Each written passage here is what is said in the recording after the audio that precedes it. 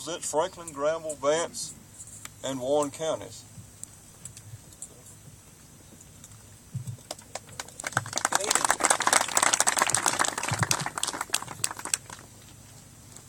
Reverend Wade opened up with Genesis 1, and I thought that was interesting because I came here today to also make reference to Genesis 1. As you may recall, in Genesis 1, on the first day, God said, "Let there be light."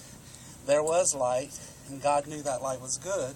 And today, here in Franklin County, we know that light is good and provides us a brighter future for tomorrow.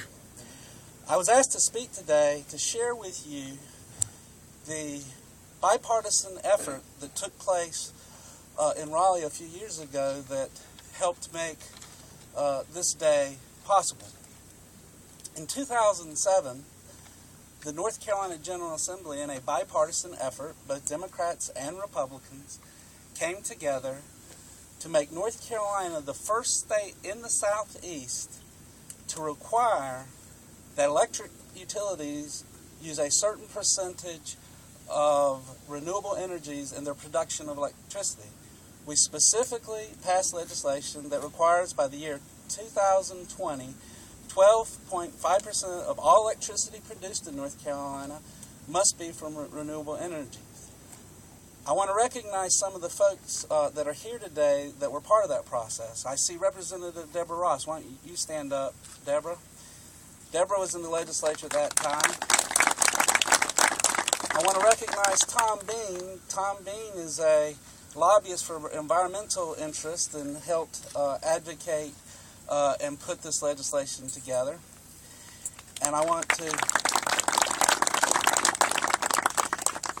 point out to you that the legislation could not have happened if not only you had a bipartisan commitment to renewable energy, but also because the different interests that involved came together. Strong advocates for the environment worked together with advocates in the private sector.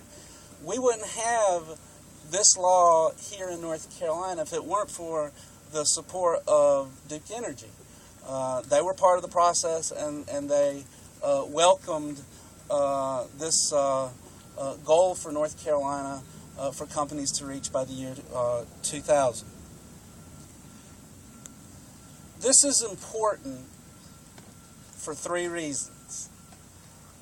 First, as has been mentioned by each of the speakers, renewable energy opportunities mean jobs.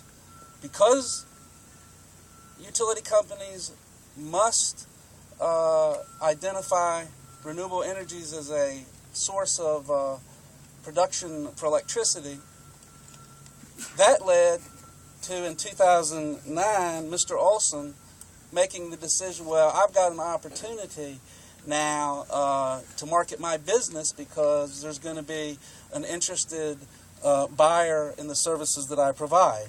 And of course, you have heard the ripple effect of that. He made the decision in 2009 to open up a company. He's done 7 projects, and you've heard the other jobs that have been created by the other companies that have a vested interest in renewable energies. The second reason this is important is, of course, it is important for our environment. Now, we continue to have to be dependent on oil, coal, and nuclear energy, but we know the problems that each of those energy sources bring in terms of safety issues involved with nuclear energy, climate change and coal, and the high cost of oil because of our energy our dependence on that energy source. So alternative energies give us the opportunity to have a better environment. The third important reason is that it also means that we will have a safer world when we move in this direction. Many of the decisions our country has to make in terms of where we send our young men and women abroad are based on our dependence on the movement of oil out of the Mediterranean. I, as I know all of you do, want to see a day when that doesn't factor in any of the decision making in this country as far as where we send our young men and women. And so by the passage of this legislation, with the support of both political parties, Franklin County has a brighter future tomorrow. The country has the state has a brighter future, and the nation has a brighter future. Thank you.